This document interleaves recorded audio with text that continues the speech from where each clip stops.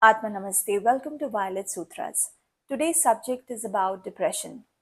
Please note, if you or anyone you know is suffering from severe, serious depression that needs medical intervention. If you are in a preclinical stage or a mild stage of depression, please go through this video and share it with those that may require this help. So this video contains a couple of asanas. It also contains some pranayama practices, some mudras, and also certain Ayurvedic guidelines that one can practice if one is suffering from mild depression. We recommend meditation very strongly if you are going through some kind of depression. So please check out this video and you can practice meditation along with this video, and this is really going to help you. Please practice with us. We will now start with the yoga asana. The first posture is called Dhanurasana. For this, lie on your stomach, bend your knees and reach back to grab your ankles or your foot. Inhale and lift your chest and thighs off the floor. Hold this posture for a few breaths as comfortable. Gently exhale and come down on the mat. Now relax. We will repeat this posture one more time. Bend your knees and hold your ankles or your feet with your hands. Now, as you inhale, come up and stay in the posture for as long as you can. Keep breathing in the posture and slowly come back on the mat and relax. Now we will move into the next posture, which is called Setu Bandhasana. For this, you have to lie on your back, fold your knees hip width apart, and place your hands beside you, trying to hold your ankles. Now inhale and slowly lift your lower back, middle back, and the upper back off the floor. Keep breathing in the posture, hold as long as you can, and gently exhale and come back on the mat and stretch your legs and relax. We will practice the posture one more time. Fold your knees, keep the distance hip width apart between the feet. Now raise your lower back, middle back, and your upper back. Try to hold your ankles and stay in the posture. Keep breathing. Stay as long as you're comfortable and very slowly exhale and slowly come back on the mat and stretch your legs and completely relax. Now we will practice the third asana, which is Sarvangasana. Lie flat on your back, legs close together. Now breathe deeply and inhale. Now lift your legs upwards till you find your feet are directly pointing up. Support your back with your hands, palms facing up. Basically, the hands should be under your buttocks and prepare to raise your torso. Your arms should be bent at your elbow. Bring your hands in a way so that you are able to support your back and support yourself. Now to relax, lower your legs at a 45-degree angle over your head and gently lower your arms to the floor and come back on the ground. We will practice Sarvangasana one more time. Again, gently lift your legs up and slowly with your hands support your hips. Slowly straighten your legs and your arms must be bent at the elbow. Keep your hands supported at your back and stay in this position for as long as you can. Continue breathing. Do not stop breathing. Gentle inhalation and exhalation as long as you're comfortable. Now to relax, lower your leg at around 45-degree angle and slowly come down on the mat and relax. We will now start with the pranayama practice. Anulom Vilom is the first practice where we will use Vishnu Mudra in the right hand, folding the index and the middle finger of the right hand towards the palm, while the thumb and ring finger are extended out. Now close your right nostril with your thumb and inhale deeply and slowly through the left nostril. After inhaling, close the left nostril with your ring finger of the right hand. Release your thumb and exhale slowly through the right nostril. Exhale out completely and inhale now through the right nostril again. Now close the right nostril with your thumb and exhale slowly and completely through the left nostril.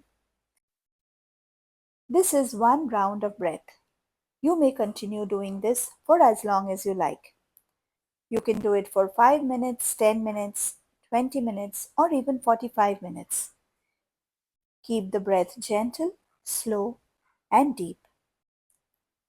In alternate nostril breathing, always start your breath from the left and always end your breath in the left. That means always start inhaling from your left nostril, and when you finish, exhale from the left nostril and then finish.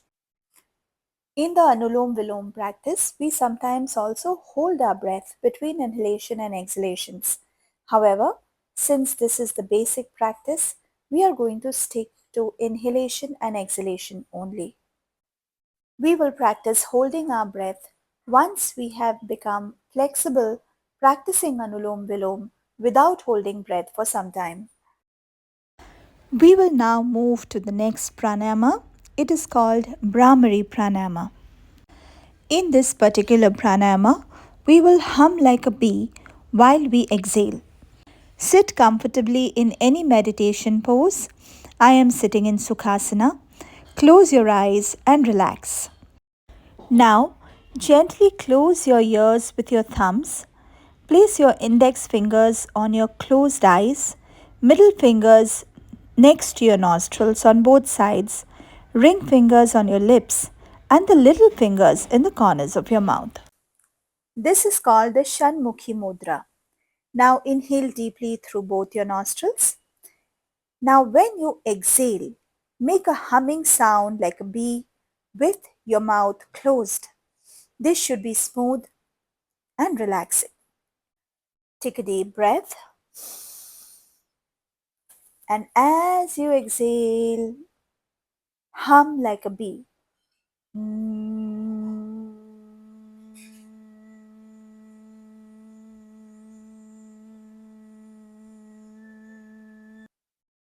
Continue with your practice.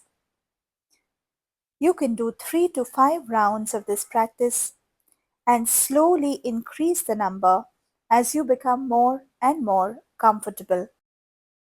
Practice as long as it's comfortable and slowly relax. We will now start the practice of mudras. The first practice is called Akasha Mudra. Touch the tip of the middle finger with the tip of the thumb finger. Now these two fingers form a circle shape. The remaining three fingers are kept straight open. Rest your palms on your knees with the palms directed upwards. Now you can practice this mudra in Sukhasana or in Padmasana, the way I am sitting right now, one leg on top of the other leg.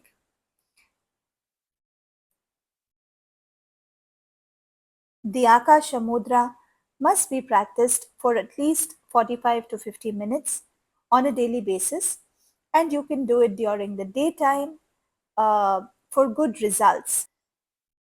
It's a good idea to keep your eyes closed when you're practicing mudras. Take deep, gentle breaths. Breathe in and breathe out. Completely relax your body and keep your focus on your breath. Now we will practice the next mudra, which is called the Prithvi Mudra. For this, the ring finger is bent to touch the tip of the ring finger with the thumb, the tip of the thumb. Now these two fingers form a circle shape and the remaining three fingers are kept straight open, both the hands resting on your knees, palms directed upwards. Take a deep, gentle breath Breathe in and breathe out as you practice the Prithvi Mudra. Again, this mudra can be practiced for 45 to 50 minutes. Um, Practicing it for 50 minutes will definitely give you very good results. Also, it can be practiced at any time of the day. Remember to keep your eyes closed and your spine straight while you do the mudra practice. Now we will practice the third mudra, which is called the prana mudra. For this, bend your ring and little fingers to touch the tip of the thumb in both the hands. These three fingers form a circle shape. The index and middle fingers are kept straight open, and now both the hands in the mudra are placed on the knees with the palms facing upwards. Take deep, gentle breaths in this mudra. Keep your eyes closed, keep your spine straight, and breathe. Now about Ayurveda. Today I will share with you what you can do if you have mild depression basis your dosha predominance.